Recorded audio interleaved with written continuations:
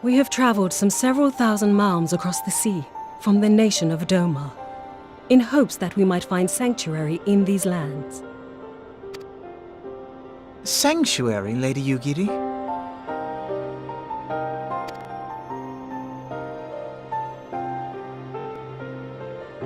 Aye. Lying within Othard, Doma was under the dominion of the Garlean Empire, as I'm sure you are aware.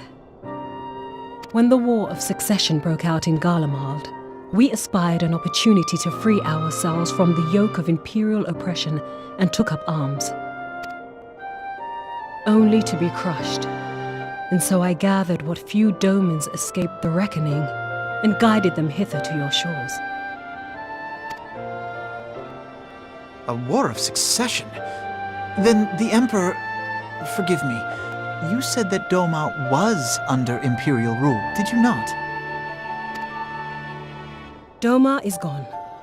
Razed to the ground as an example to the other provinces.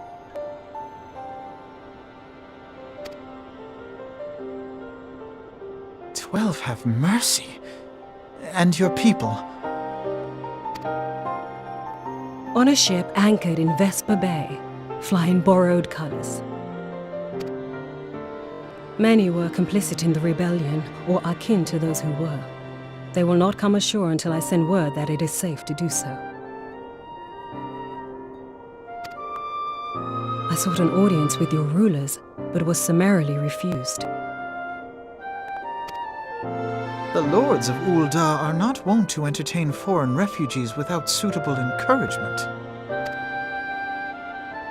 Mayhap I was foolish to expect otherwise, but our supplies run low and we have young ones in urgent need of care. I have seen the tents outside the gates, however. We are not the first to seek asylum, nor will we be the last. Be that as it may, Ul'dah is no friend to Garlemald.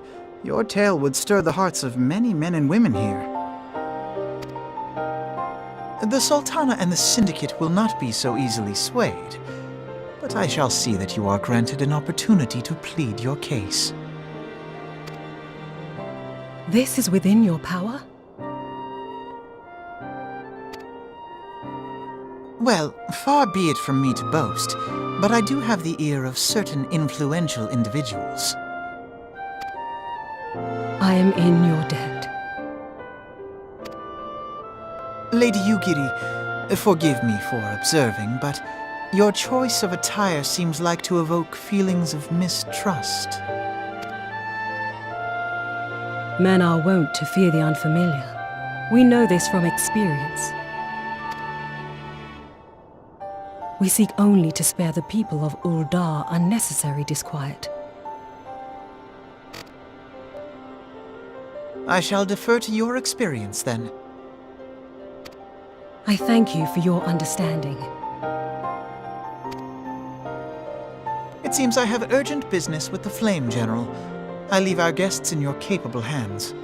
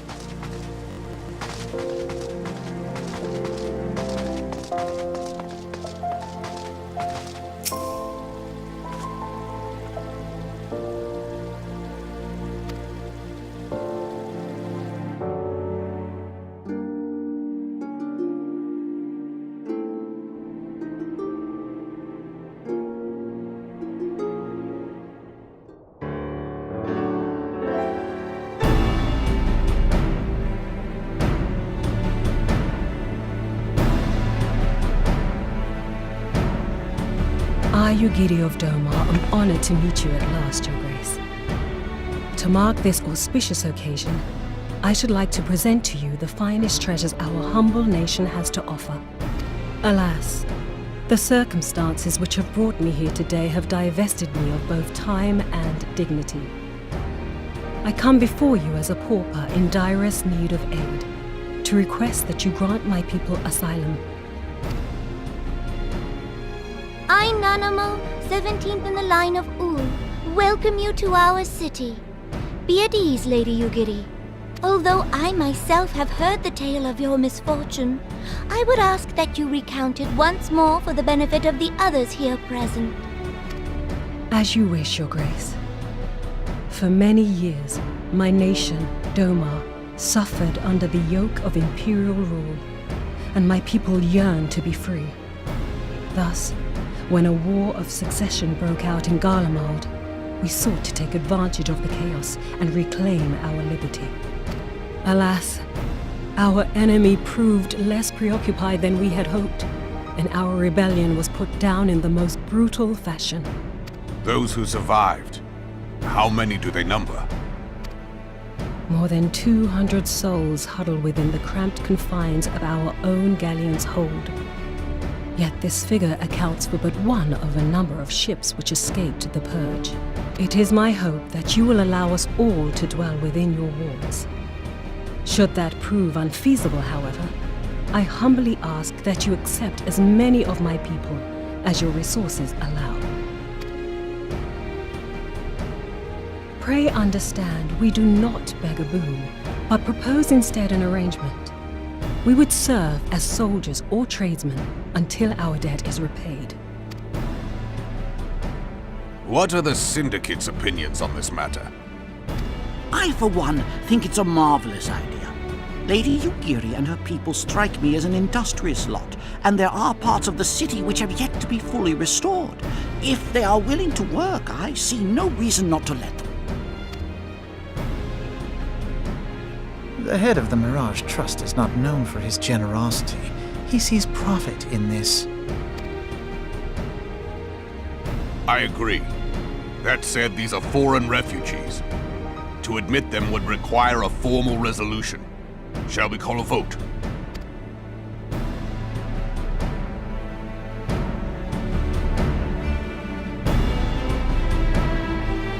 The law is the law. Lord Lolorito? Tell me, are you blind or willfully ignorant? Even now, our streets are choked with the displaced victims of the Calamity and Alamigan refugees. They live hand to mouth, subsisting on aid provided by the immortal flames, the cost of which grows ever higher. The wealth of Ul'dah is not without limits, my friends. And need I remind you that these refugees are prone to violence and criminal activity? You have all read the reports, I think. Without homes or employment, it is only a matter of time before men grow desperate and take that which they imagine has been unjustly denied them. Yet, knowing this, you would have us swell their ranks. Mayhap you think the brass blades and the flames are not hard-pressed enough? Some say the chairman of the East Aldenard Trading Company passes Gil thrice daily. This may explain how he came to be the wealthiest man in Ul'dah. Or it may simply be that he's ruthless beyond reckoning. Surely the Sultanate can support the few hundred domins Lady Yugiri represents. That our resources have been taxed, I do not deny, but we are hardly in danger of financial collapse. I move that an exception be made. An exception, Your Grace? I am suddenly reminded of a similar debate some years ago regarding a number of Alamigan refugees, if memory serves. What were your words that day? Yes. The law is the law, and so our visitors remained in Little Alamigo. Mayhap our wise and benevolent Sultana would be so good as to enlighten us as to which other of our laws should not be upheld. Mind your tongue, Lolorito. My lord, I share your concern for the welfare of our great nation, but we must endeavor to take a longer view. You know as well as I that people can be a resource still more precious than gil. Precious or not, they were never yet so reliable. And unlike those who frequent your establishment, I have no desire to gamble with my future. Uldar's greatest asset is, and has ever been, her material wealth. We risk this at our peril. One need only look to Teleji Adeleji's example for evidence of the danger in allowing sentiment to dictate policy. How far the vaunted Mirage have fallen, both in repute and profitability, since he began employing refugees. How I choose to conduct my affairs is not your concern, my lord. A proposal has been tabled. Given its urgency, I move we forego further debate and call a vote. To accept the Doman refugees or not. Those in favor, I bid you remain. Those opposed, I bid you leave.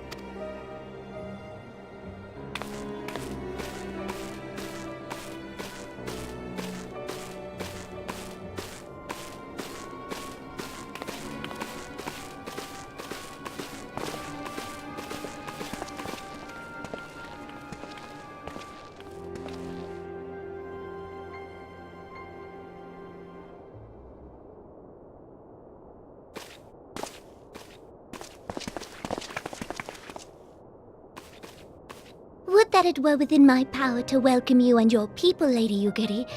As you have observed, however, my authority in such matters is regrettably limited. Without the consent of the Syndicate, I cannot act.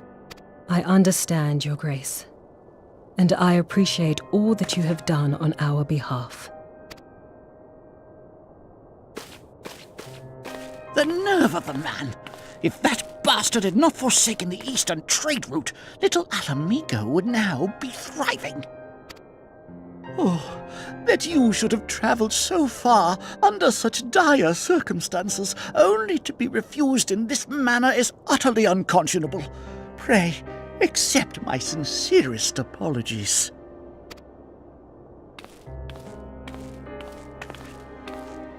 Now that the Empire no longer poses an immediate threat, they see little reason to maintain the pretense of unity. The Monitorists have grown especially defiant of late. Lord Lolorito most of all. But this is neither the time nor place for that discussion.